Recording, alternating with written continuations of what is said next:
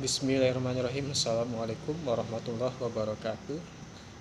Semoga teman-teman dalam keadaan sehat semua dan semoga lancar dalam mengikuti kegiatan MPLS ini ya di PKBM 24. Semoga teman-teman bisa enjoy untuk menikmati materi dari guru-guru yang lain dan bisa menyerap ya ilmu-ilmu itu dan bisa dipraktekkan yang penting dalam kehidupan sehari-hari. Kali ini saya akan membawakan tema mengenai kepemimpinan ya. Kepemimpinan ya. Menurut beberapa ahli, yang pertama yang bernama Swansburg ya, pada tahun 95 menyatakan bahwa kepemimpinan adalah suatu proses yang mempengaruhi aktivitas suatu kelompok yang terorganisasi dalam usahanya mencapai penetapan dan pencapaian tujuan. Lalu yang kedua, menurut George Terry tahun 86, kepemimpinan adalah kegiatan untuk mempengaruhi orang lain agar mau bekerja dengan sukarela untuk mencapai tujuan tertentu. Lalu yang terakhir ya, pendapat Sullivan dan Decker pada tahun 89, dia mengungkapkan bahwa kepemimpinan adalah penggunaan keterampilan seseorang dalam mempengaruhi orang lain untuk melaksanakan sesuatu dengan sebaik-baiknya sesuai dengan kemampuan ya. Itu pengertian kepemimpinan beberapa ahli. Dari beberapa ahli tersebut kita bisa mengambil kesimpulan ya bahwa kepemimpinan adalah suatu proses mempengaruhi atau memberi contoh oleh pemimpin kepada pengikutnya dalam upaya mencapai tujuan organisasi. Nah, itu ya, jadi pengertian kepemimpinan dari beberapa macam ahli. Lantas, apakah teman-teman tahu tentang kepemimpinan itu ya? Jadi dari bisa dibilang pemimpin itu di lingkungan rumah adalah RT gitu kan, terus di atasnya lagi RW, lalu di sekolah ada kepala sekolah, lalu di yang terdekat aja di sekitar kita adalah dalam keluarga itu adalah kepala rumah tangga.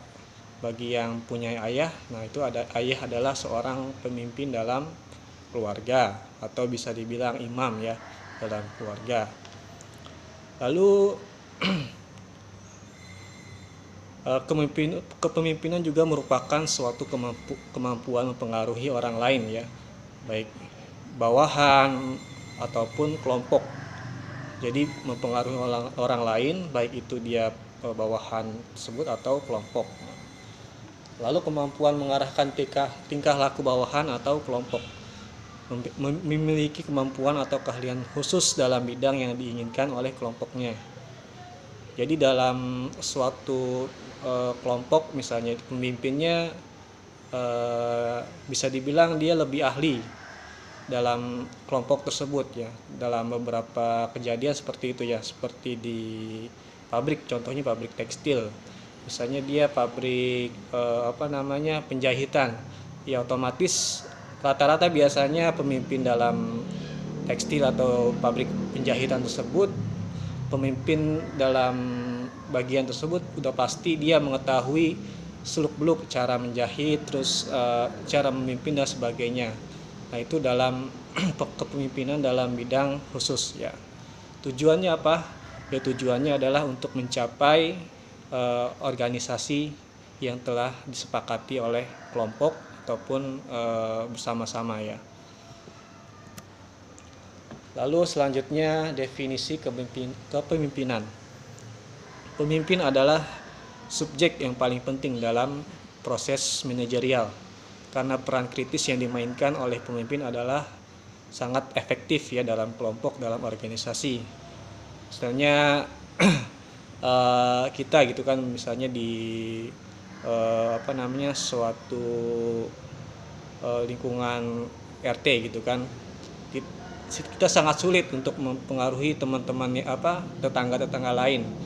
Namun beda halnya jika kita berada dalam menjadi atau ketua RT.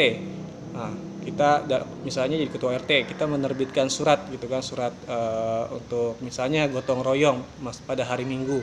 Nah itu kemungkinan besar banyak yang datang gitu kan, ya meskipun ada yang beberapa tidak datang. Tapi beda halnya jika kita warga biasa atau tidak menjabat sebagai ketua RT. Nah itu otomatis susah untuk mengajak seluruh satu RT itu untuk ikut gotong royong. Nah itu dia bagaimana pentingnya dalam organisasi sebuah pemimpin untuk proses manajerial.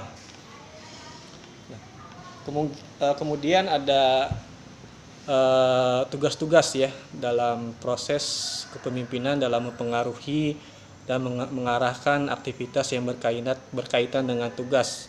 Contohnya yang pertama, menegakkan disiplin.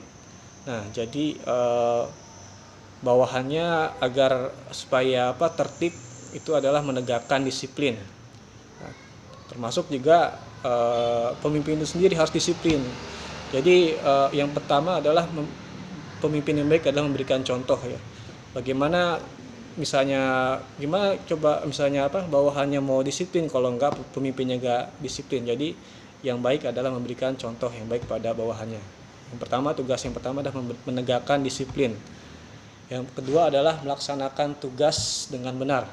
Jadi tugas dengan benar berarti tugas yang diberikan kepada bawahan itu harus diselesaikan dengan baik ya.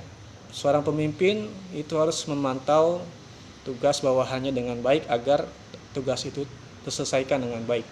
Yang ketiga adalah tugasnya mengarahkan kelompok. Nah, jadi mengarahkan kelompok itu untuk mencapai tujuan organisasi. Yang keempat adalah tugasnya memberikan motivasi.